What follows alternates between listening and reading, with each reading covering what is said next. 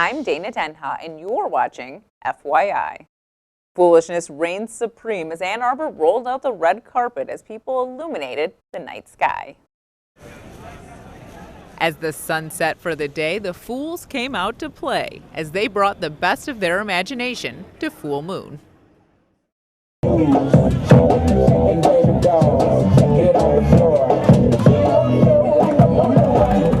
I had a pop-up book when I was a little kid that had a diver being attacked by an octopus, and I always thought that was a really intense image, so I wanted to make that. By building this puffer fish, and it was inspired by my aunt. She loves fish and stuff from the sea. We're mermaids, and we just came out to show you guys our beautiful moves. Squids, sharks, and snails grace the red carpet, representing the Festifools theme.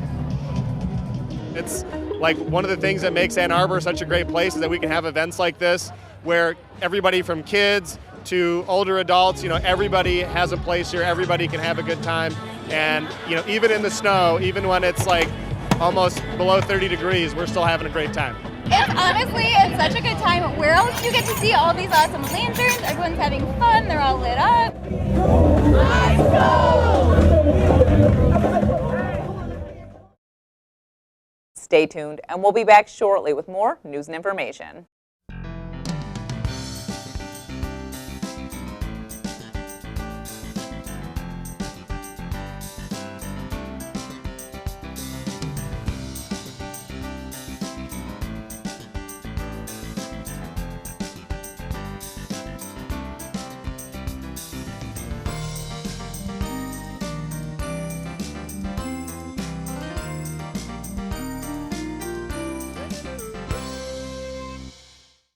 Downtown Ann Arbor was a sight to see as fools were on parade as they welcomed April and the start of the spring season.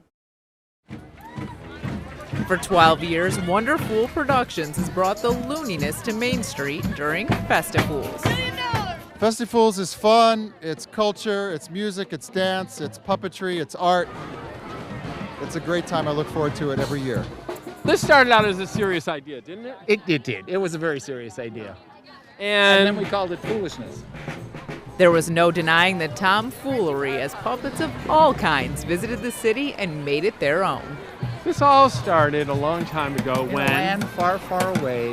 All of it comes from the mind of this mutant here, this underage mutant. And there you go. We believe that this has enhanced the tax base of Ann Arbor. That was really the purpose of it all.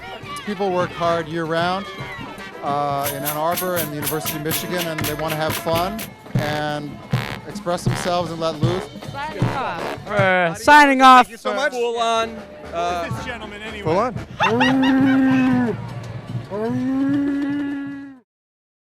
Our four-legged friends love to get out of the house, smell the fresh air, and go for a brisk walk or run. Learn about dog licensing, leash laws, and more in this month's City Roundup in 60.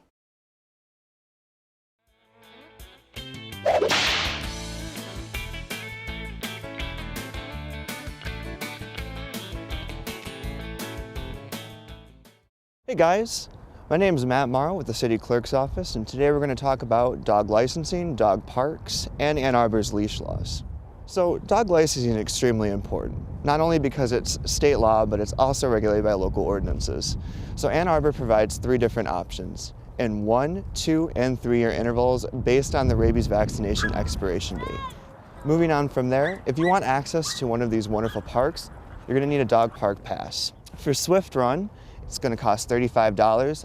Olson and Broadway can come together at $15, and that leaves All City at $45. In regards to the leash law, when the animal is outside in an open area such as lifts, it needs to be on the leash. However, inside one of these gated areas, the animal is free to roam. And if you have any questions, please feel free to contact us at our phone number, 734-794-6140. Or for additional information, please go to www.a2gov.org. Spring may be slowly blooming this year, but that shouldn't stop you from honoring Mother Earth at Ann Arbor's 47th Annual Earth Day. Joining me is Mackenzie Maxwell, Program Manager for Leslie Science and Nature Center, here to give us all the details on the 2018 festivities. Welcome back to the show, Mackenzie. Thanks for having me.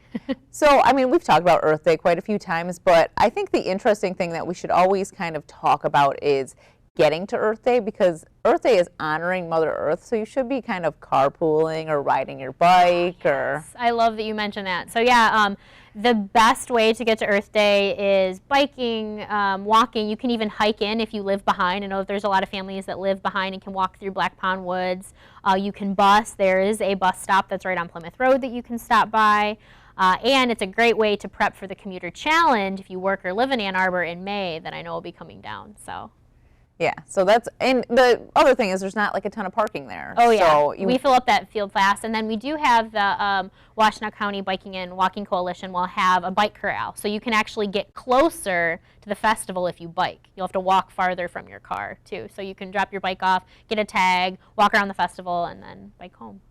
The other thing, you're encouraging people to, bring your own water bottles and stuff. It's a zero waste event, but you can also make it easier to be a zero waste event by bringing your own things. Yeah, you can definitely make it better by bringing your own water bottle. You could actually step it up a notch and bring your own napkins, because the best way to keep things out of a landfill is to not use them in the first place. A lot of the trash that we actually see at a lot of these public events is outside waste. And so, when you're bringing in your different food items or things from home, or dropping things off and throwing them out, not that people bring trash to the festival, but you inherently, if you're not used to being zero waste, bring that stuff with you. And so all of the food vendors that will be there will have compostable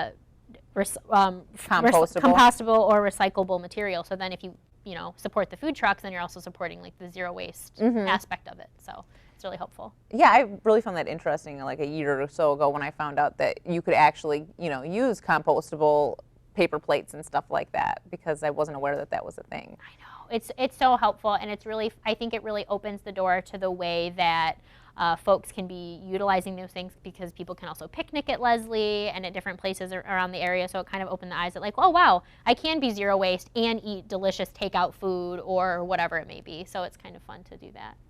Is there anything new that's happening this year at the festival?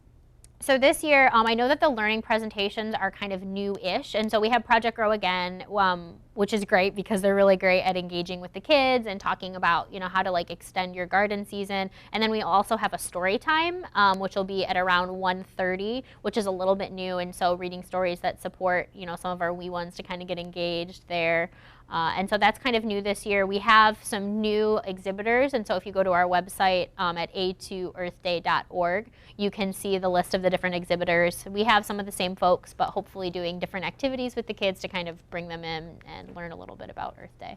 And we always have Joe Riley there, which I just learned maybe a year or two ago that he was originally a Leslie Science employee. Oh yeah, so he used to be an educator at Leslie, and actually our camps and public program director worked with him. And so she'll always joke about back in in our days we never, you know what I mean. And so now she's making the rules that she didn't follow when she used to be a camp. So it's really fun because we sing the songs, and in Ann Arbor all the kids know the turkey vulture song. And I was talking about a turkey vulture in a school the other day, and they're just I pee on my legs, and I'm just wait, how do you know that song? So it's fun, really great with kids. And really, I think, a way to kind of almost end the festival. I think, it goes from 12 to 4, and so people can come at any time during that, come for the All Species Parade, which is always fun, and then it kind of leads up to, for the performance, where you get to hear a little bit about some of the animals that maybe the kids or the adults dressed up as. So it's always fun. So I feel like he's always got some new music, too, for the kids. So he's always creating. It's just really nice that he would continue to support Leslie Science after all these years. Oh too. yeah, it's great. And it's Leslie, and then it's all of the other people at the planning committee. And so the neat thing about Leslie is that we're one of many different nonprofits that help make this festival possible.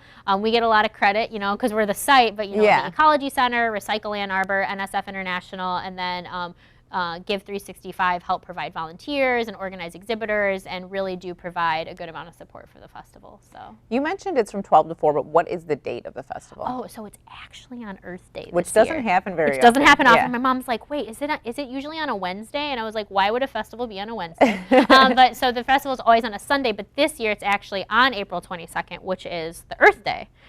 So it's kind of, more of an excuse to come out, I think. Peer pressure. Plant your pine tree and then, come and visit the festival. Yeah, exactly. And you guys are actually hosting like work days too in honor of Earth Day. I think It's with NAP. NAP's like working in conjunction with the Earth Day Festival. Yeah, and so NAP has, throughout the city of Ann Arbor, there's a lot of different areas that they manage, and so they will be doing, I'm sure, a ton of work days. I know the Huron River Watershed Council on Saturday is doing their river roundup the day before Earth Day, and so I think that there's a lot of different ways to engage, and actually coming to the festival is a great way to hear about, from the source, how can I volunteer with the Huron River Watershed Council or NAP or even Recycle Ann Arbor or any of those different places that are trying to make Ann Arbor a better place. So, yeah. And I noticed that the Handson Museum is actually back again, and they're kind of showing kids how the wind works. Yeah, and so they're doing those wind, the wind demonstrations, and so it might just look that people are blowing like huge puffs of air, but kids are learning when they're doing those hands-on activities because they kind of explore how alternative energy can work and how they can get energy from things that actually are very present today. It's very windy out today, so it's going to be fun to have them there and exploring some of those different hands-on activities. What is the DTE Energy House? Oh, so the DTE Energy House is the space that it was built in the mind of a few years back in the minds of using alternative energy. So we have solar panels on the top, and we use less energy by having composting toilets. All of the water actually drains to a water bed in the basement. There's radiant heating on the walls, and so there's a lot of different aspects that make it more of like our energy house, and it's a really great space for us to have programs. So that's why the learning presentations are in there, because we never know if it's going to rain or snow at the festival, so it's good to have those indoors. Well, fingers crossed, it's like warm, nice spring Earth Day for us this year. 75 and sunny is my dream for Earth Day. But I think people are going to come out regardless because it's such a fun, and it's for kids of all ages. Like even if you had like a little baby, you could bring them out to the Earth Day Festival. Oh, definitely. Yeah, because there's going to be hikes going on, so you can go on the trail. You can carry your wee ones on the trail. You could participate in the species parade, and then we do have our critter house will be open, and all of the exhibitors will be under tents. So even if it is windy or rainy or a little bit cold, we do have a space for people to not get rained on. Yeah. And you're always going to have like live animal demos and stuff there for people to enjoy. Yeah, people can explore the raptors, and I think that Project Grow will actually also be by the gardens and talking a little bit about what they're doing. And we have a lot of exhibitors that will be bringing activities so that when you're going through exhibitors, you're not just getting brochures and tattoos and whatever, but you're also learning at all those different tables. Like hands-on learning, yeah. Yeah. All right, we're just about out of time, but if you want to tell people why they should head out to this year's Earth Day. If you haven't already. I think, I don't know. I think that heading out to the Earth Day Festival is for folks that maybe live in Ann Arbor and think that they know everything that they can do to be involved, or people that aren't familiar and want to become more familiar with what's going on in Ann Arbor. It's a really quick and easy way to explore all of the different opportunities to engage in environmental organizations and learn a little bit about what some of these awesome nonprofit organizations are doing to better our space in Ann Arbor and make it a nice place to live. So, all right. Thank you, Mackenzie. Yeah, thanks. For more on this and other programs, visit a2gov.org/watchctn. Thanks for watching, and tune in next time to FYI.